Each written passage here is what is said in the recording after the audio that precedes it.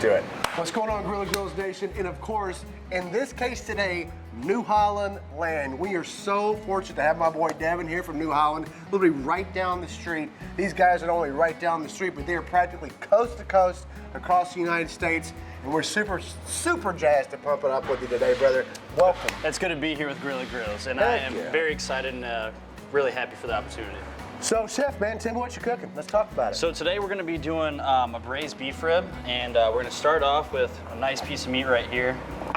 And what we're going to do, we're going to simply season it, and then we'll run you through this process right now. So what we're going to do is we're just going to start off with a nice little olive oil base. We're just going to hit that nice little drizzle. Kind of rub this in so you want all your seasoning to stick to your meat.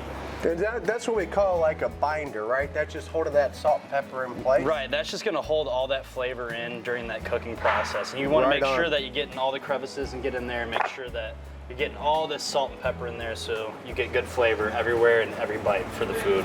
Awesome. Before we throw this thing down here, I think you're gonna sear it, right? You told me you're the chef today. Yeah, so what we're gonna do is usually after you're done searing it, what we're gonna do with the braising method. So with a good sear on it, it's gonna lock in that flavor. Nice. So what we're gonna do is just bring it over to the grill, hit it hard on both sides, and it'll lock in that moisture as well. So when you're cooking it in that braise, it'll hold in that good solid flavor. So when you're putting that in, you know, a lot of times the oven, in this case, of course, the smoker here being the Grilla today on the Silverback, when you sear that in, though, it really helps maintain that moisture within the ribs as it cooks over that. What did you say? I think you did, what, 2-3 hours at 275, right? 2-3 hours on 275. It just depends on what grill you're using. But or 300. 300, you know, either way. Just checking your meat. But obviously, with your smoking, you want to make sure it locks in that moisture. So when you do sear it, it's going to make sure that it's nice and tender throughout and not dry when you pull it out at the end. Right on, man. Thank you, Chef. Yeah, do your thing, brother. So we're going to bring it on over here. Make sure that your grill is ripping hot. So we got the flat top going right now. Just a nice little olive oil on top of that. We're going to bring it down, set it right down on there and get a good sear. About 30 seconds on each side, enough to where it gets the Maillard reaction, where it's got a nice caramelization and making those enzymes turn into a nice dark flavor. And that's so important. You know, one of the things that I love about this particular grill, honestly, man, especially with this 2/3 griddle, we can run the griddle the whole way across. We can run the grates too, whatever. But this is an incredible sear, especially if you're at home and out. I think it's so hard sometimes to get a proper sear when you're outside. Definitely. You know what I mean? Or you're trying to do it inside, especially in the wintertime. You can pop this bad boy outside, hit it on this griddle, and it's good to go. And if you can see too, we've got a full rack right here, and there's plenty more room for you to add sides on there as well with continued cooking. So you have plenty of space to utilize for this grill as well. Devin, you're exactly right, man. So also, while we're kind of searing that off, I gotta pick your brain a little bit. Yeah. So we're using the Dragon's Milk today, obviously. This badass shirt right here. Dragon's Milk, baby. Dude, it is amazing. I haven't had one in a while. I had one earlier today when we were kind of getting loose and primed up, ready to do this. Oh, yeah. Dude, talk to me about the Dragon's Milk. The flavor profiles, why you like it, why it's gonna pair so perfectly with this meat, man. So for Dragon's Milk, it's actually my personal favorite beer that we actually serve at New Holland.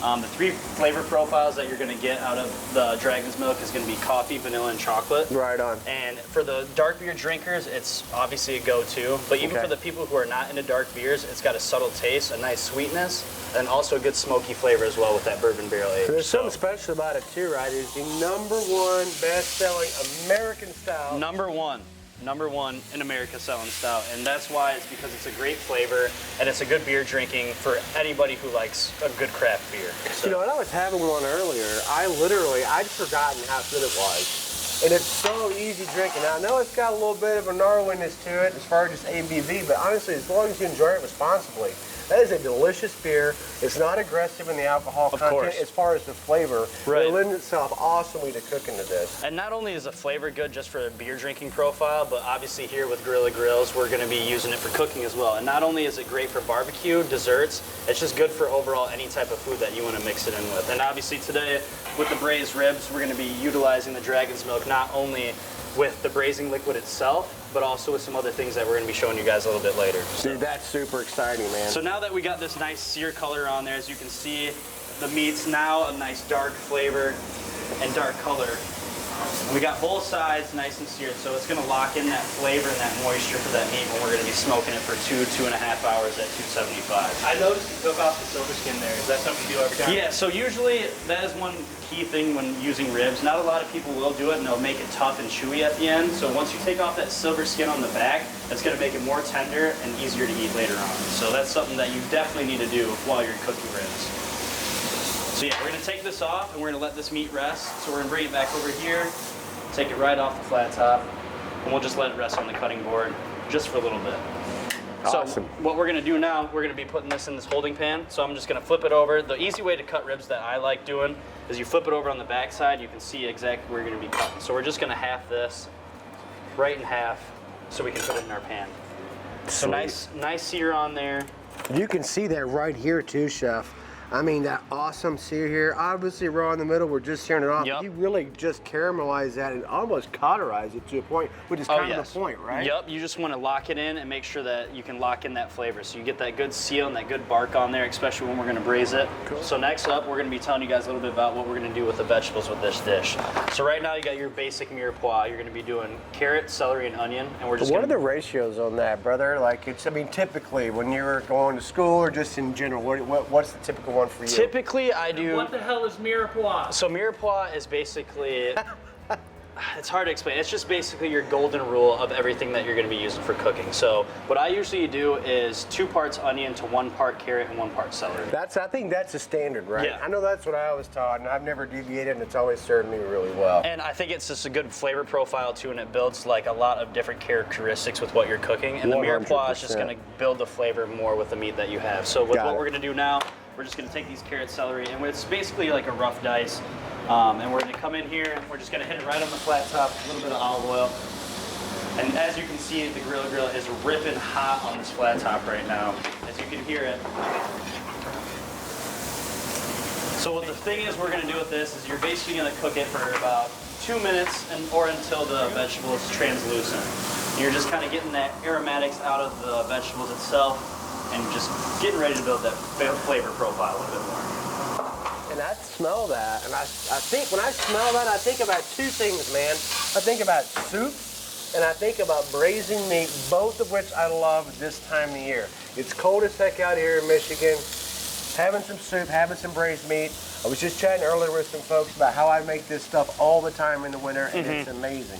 I know you're going to be using your mirepoix. I know you've been doing this meat that you seared off so perfectly, but we got to make some braising liquid. And the braising liquid is very important in this process. So the braising liquid is obviously going to hold in and tenderize that meat as well. So what we got right here in this bowl right here is equal parts of our dragon's milk right here, and then we're also going to be doing tomato sauce. I'll leave that out because we're about to have one. Yeah, we're about to, might as well pour one up. So we're going to do equal parts tomato juice, dragon's milk, and beef stock. So once you get that together, that's going to go over the meat, and we're going to show you that here in a minute. So when you add the dragon's milk, it's obviously giving it that complex level of flavors that we're looking for. See, it pairs really well, especially with red meat. So dragon's milk gives you that dark flavor of coffee, especially if you're looking to do a coffee rub with some type of barbecue. Thank you. Yeah.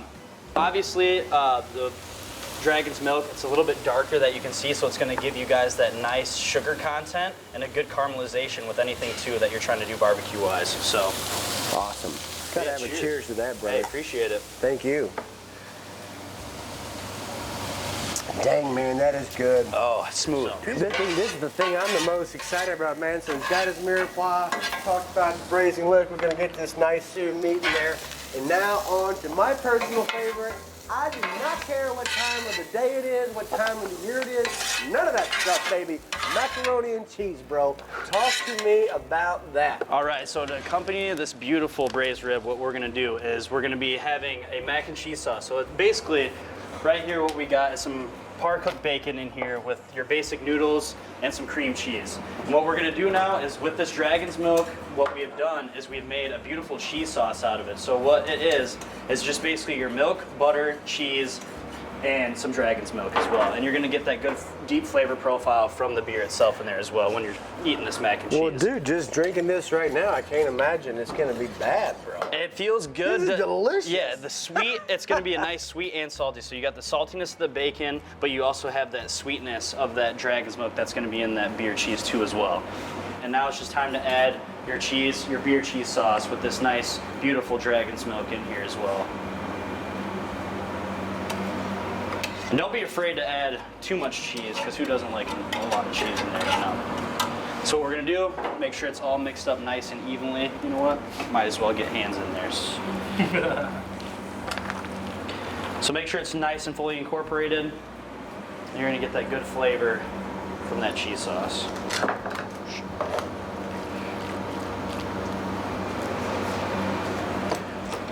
I mean, I'm not saying I have anything against our Kraft mac and cheese, brother, but this, I think, is a couple steps above that. What do you think? Well, when you're using great ingredients and a great grill, it's just gonna make the product a little bit better. And the great beer, man. Great beer, you know, who can't Dude, deny I am that? super freaking stoked, man, to get to hang out with you more. Let's do it. We're gonna be doing a lot of this stuff with New Holland. We're gonna be loving this stuff, loving the food, loving the vibe, man. This is freaking super cool. So what goes next, brother? Talk to me. All right, so with this now, we're actually gonna be adding a nice panko topping to this. So once this goes in the oven, you're just gonna basically be topping this with a nice panko, which is basically breadcrumbs mixed with butter and garlic until it's nice and toasty, because you want to bring out that nice aromatics from the breadcrumbs itself. And for the garlic, man, what did you do? Just chop some up? So you're gonna mince the garlic. That's just gonna, like I said, release the aromatics of it. And I like to actually saute the butter and the garlic and the breadcrumbs together. Toss them together? Yeah, toss it together, and it's gonna bind all those flavors and profiles together at the same time. Got it. Sounds great, man. So now that we got this done right here, we're just gonna put it right here on the smoker on the silverback.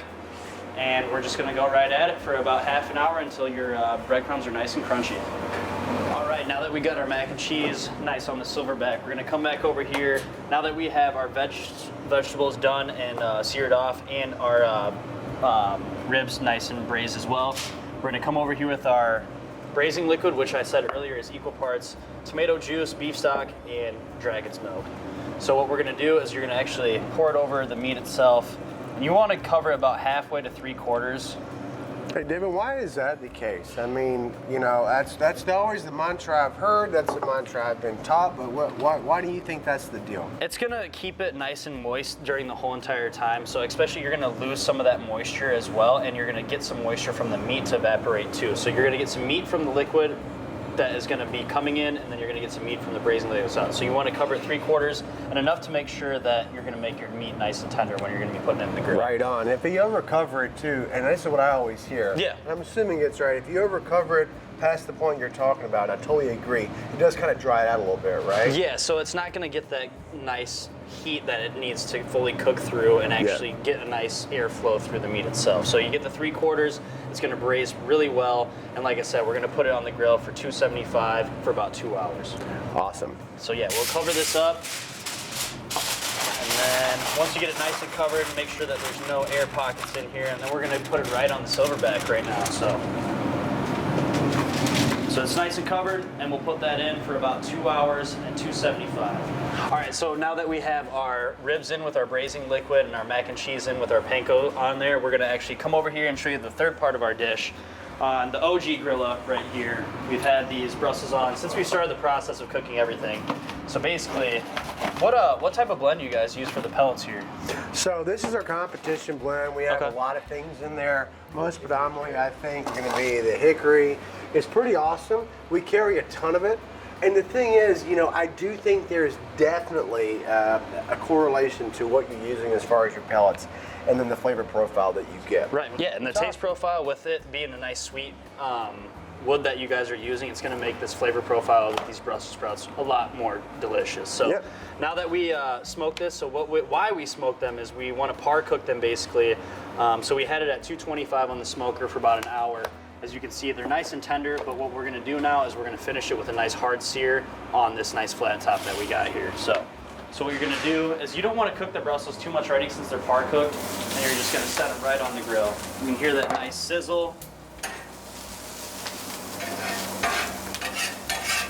And you're just gonna let those go for about 30 seconds until they're nice and warm and ready to go. And the second part of this ingredient of this dish is we're gonna do our par-cooked bacon that we also use and ready for our mac and cheese. So you're just gonna let that heat up on the grill as well with your Brussels sprouts. And kind of let that oil from the fat of the bacon mix in with the Brussels sprouts.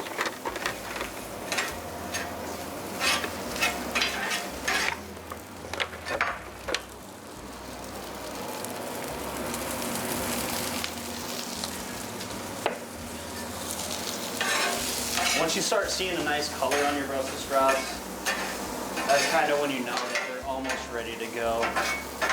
And lastly, to build all these flavor profiles together, we're going to be adding our Dragon's Milk syrup sauce, which is basically a blend of brown sugar, New Holland's Dragon Milk, and a nice Michigan-made maple syrup. So once you add that together, we're going to combine those flavors, and we'll let you know how it comes out. All right, now that we have our bacon Brussels and our Dragon's Milk syrup all finished and ready, we're going to start taking off the other main items that we have with this dish. Oh yeah, you can smell that smoky flavor coming off, and that's that mac and cheese with a nice, beautiful panko crust on top. And now to unveil the main protein of the dish, our braised pork ribs. Okay, I've been trying to stay out of this, but this is where I come back in. Let's hear it, let's hear it. No, man, not investigate, brother, but just check it out. Dude, look at how that beautiful bone separation there. That's how you know it's ready to rock and roll. It's ready to just pull right off that thing right there. All right, let's do this thing, man. Dang, that looks good. So that dragon milk's in there, and that braising liquid just kicking it, you know, that extra level of depth and complexity. Heck yeah. So let's just cut through this first rib. Oh, wow. That's just gonna fall right off the bone. Dude, that's insane. There's nothing hard about this. It's just a matter of time, temperature, patience, and a little bit of luck sometimes. Oh, yeah. We both know that. But I mean, it's not that hard to knock this food out. No, this is a very intermediate dish that anyone can make, and it just takes a little bit of courage and a little bit of patience, like you said. So, you know. I agree. And you know, the thing about it is, too, when you have people over to your home, this kind of dish, especially this time of year, it resonates. Oh. Dude, it totally resonates, and it's comforting, it's great. And at the end of the day, that's what food's all about, man. So I was watching you plate this, and I loved how you incorporated the mirepoix, definitely your caramelized Brussels sprouts, the macaroni and cheese to put this on the bias here, okay? I have to have a little bit of a bite. I'm gonna go a little Neanderthal on you, okay? It's all right. Just use my fingers. Dude, so good. Is it? Perfect, all right. perfect Good to use hear. of salt and pepper. You can really taste that dragon milk coming through. Let me try a little bit of this. Dude, you gotta get in there, man. This is like Chef Brotherhood code, man. You gotta get it with your fingers or it's not working at all. Dude, amazing. Such a great flavor profile on that. Also, it can be compounded with the tomato juice and everything else you put in there, the beef stock. So good. Dude, we can't thank you guys enough. We look forward to doing many more of these with these guys. Oh, yeah. More to come for sure. Right down the street. These guys are a national brand, just like we are, but they're freaking awesome. And it's just fun to work with like-minded people. You know what I mean? It really is. I want to thank you guys so much for coming out, Devin. I appreciate it. It's been a pleasure.